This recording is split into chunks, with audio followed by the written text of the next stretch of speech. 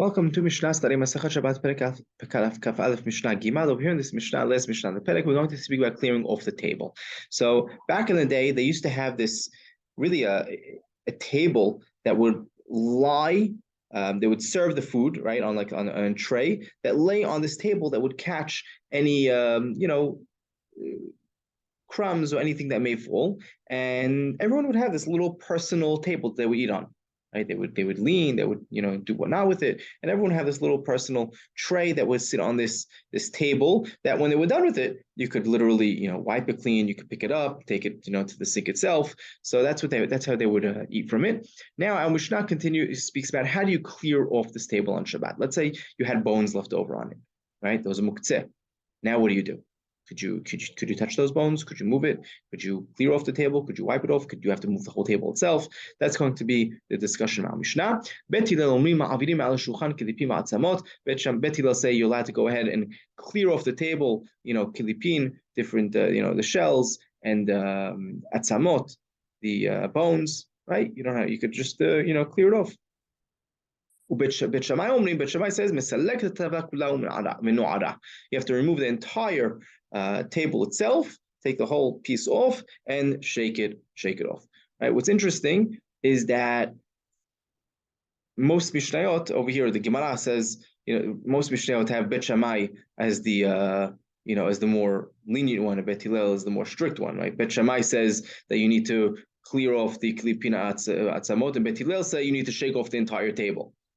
Right, which is the opposite. And say, what does that mean? Bet Shammai is going to be is going to be more lenient than Bet Hillel, and they switch the order. They switch the opinions in the Mishnah. Rambam over here in his Girsa has the switched order already.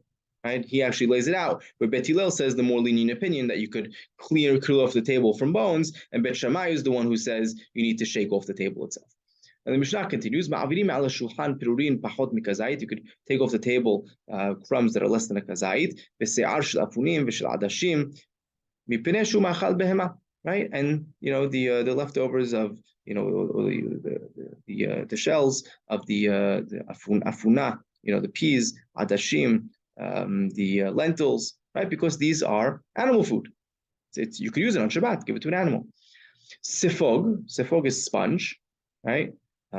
Today we'll use a synthetic sponge. Or back then they would use actual sponge from the sea, right? And today it's an animal, right? But it's a marine life. But again, the sponge of the ocean. If it has a leather handle to it, right? So you had a sponge with a leather handle that you could use. Then you're allowed to go ahead and use it on Shabbat. You could wipe down with it. V'im lav. If not, en mekanehin bo.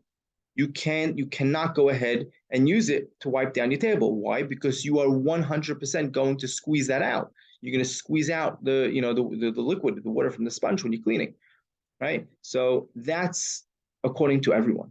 And Rambam points out this is even according to the Rabbi Shimon, right? Rabbi Shimon says something that if you don't intend to do something, then it's okay.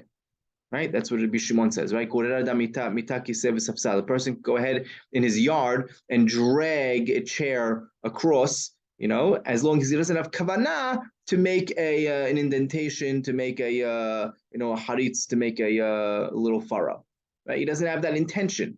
Why is he allowed to do that? Because it may happen, it may not happen. So when Rabbi Shimon says davar she'enu mitkaven is allowed, is mutar, that's if it's not 100% going to happen. But over here, in this instance, in this case, where a person's going to take a sponge and he's going to wipe down his table, he's 100% going to squeeze that sponge. And even according to Rabbi Shimon, even though he doesn't have the intention of squeezing it out, it's also going to be asur, and that's why this Mishnah is going to everyone, and it says that you're not allowed to go ahead and use this sponge on Shabbat. Chamim say, benkach u benkach nital b'Shabbat. Either way, whether it has a handle or doesn't have a handle, you're allowed to carry it on Shabbat, right? It's not muktzeh, and halacha is like hacham.